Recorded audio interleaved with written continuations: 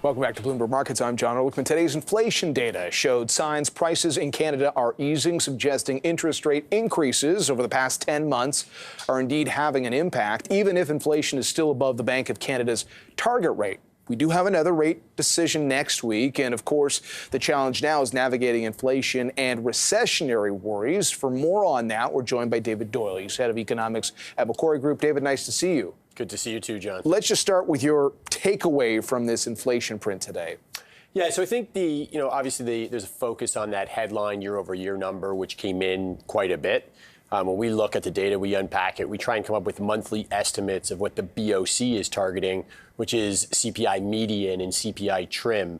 When we look at those data are actually suggesting that inflation is trending around 3.5% to 4%. Now, that's well down from where it was earlier in the year, but it's still, of course, well above the midpoint of their 1% to 3% target band. Now, in that specifically, does it suggest that we got a bit too worked up about the long-term ramifications of this inflation story?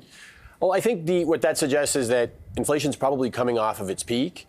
But there's still some ways to go before we get back to that 2% target. Because it's still above the target. Yeah, so I think the concern about inflation is justified, but I don't think we should be so concerned about the potential for runaway inflation or a wage price spiral, which was front and center in the minds of some central bankers in the middle of 2022. And then that gets us into a story of growth. Like, what is the growth? Everything we talk about every day right now is about what does 2023 look like when you have all of these interest rate increases that we've seen over basically the last year, and they do have that lagged effect. So how concerned are you about where the economy is going now that we've had so many rate increases? The positive is they do chew away at the inflation story. The other part of it, though, is, well, higher interest rates create other complications, which we've seen across the country. That's right. So I'd largely echo your comment there and describe the interest rate increases as a necessary evil, right? They're necessary because we needed to bring inflation back in and show some progress towards that 2% target. But of course, the bad side or the dark side of those rate increases is their effects on growth. And I think we will see the effects on growth in 2023. Our view is that you will see a relatively severe recession in Canada over the next 12 recession. months. Yes. And is that because of the housing part specifically? Because you talked a lot about that last year. That's right. So we look a lot at the U.S. economy. We're expecting the U.S. to enter a recession. So in the U.S., we're looking at a contraction of about 1.5% of real gross domestic product over the course of 2023. In Canada, we think it'll be about twice that, so about a 3% contraction. And that's because we'll feel the effects of that U.S. recession, but we think it'll be amplified in Canada, of course, because of our economy's dependence on housing and the relationship that the labor market here has with the housing market. David, you've been covering the economy in this country for a long time, and you're painting a picture of a potentially severe recession, and we have another interest rate decision by our Bank of Canada next week, and there are still a lot of people who think they're going to raise rates again. Why is the Bank of Canada raising interest rates if we're seeing signs of inflation easing and worries about the economic road ahead? Because I still think they will see the interest rate hikes or higher interest rates as being the lesser of two evils, right? I think the greater evil would be to see inflation continue to run or near-term inflation expectations continue to stay elevated and then force them to do more work down the line and then potentially an even more severe recession, call it in late 2023 or 2024. So I don't fault the Bank of Canada for following the path that they've followed and potentially see another 25 basis point hike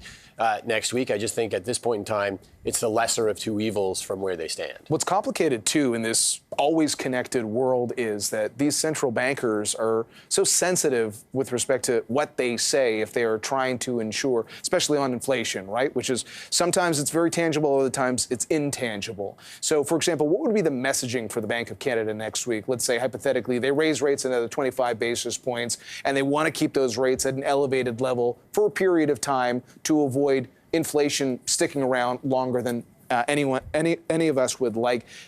But they also want to be aware of the potential economic damage that will do. How do you message that without indicating that rates will, let's say, come down at some point in the near term?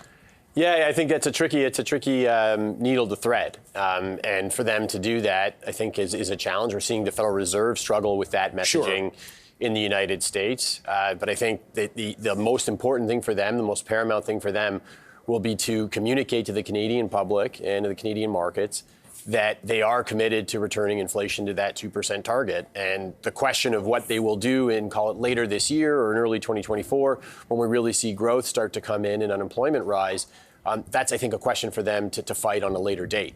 The question for now is, are they doing what's necessary to bring those underlying inflation measures back towards that 2% target? Before I let you go, you mentioned jobs or employment. I do want to come back to that. We just did, before the break, a segment on more layoffs in Canada's technology sector today. We're coming into this with a relatively healthy, relatively tight jobs market, and we know for central banks, a lot of time their focus is on the employment picture.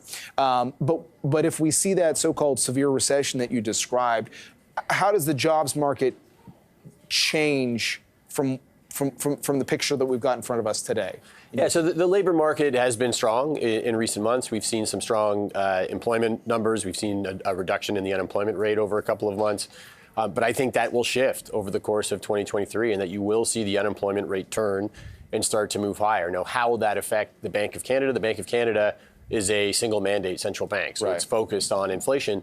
But they'll see rising unemployment as evidence that slack is building in the economy, and that will give them more confidence that inflation is likely to remain at 2% or potentially fall below that. So we actually see rising unemployment, and by rising, not just a couple of tenths or something, but something pretty meaningfully, that will push them towards potentially easing policy in the second half of this year. And that's our expectation, that you will see the Bank of Canada cutting rates, call it from the third quarter onwards. Even to your point about, the lesser of two evils earlier, if wage growth cools, that actually kind of serves the purpose of what they've been looking to do. I think indirectly that would support them returning inflation again to that 2% target. So they might not come out and explicitly say that because it could be viewed as politically controversial. But I think they would be comforted if you saw wage growth coming in from, say, 5% down to 3% or something like that. A lot of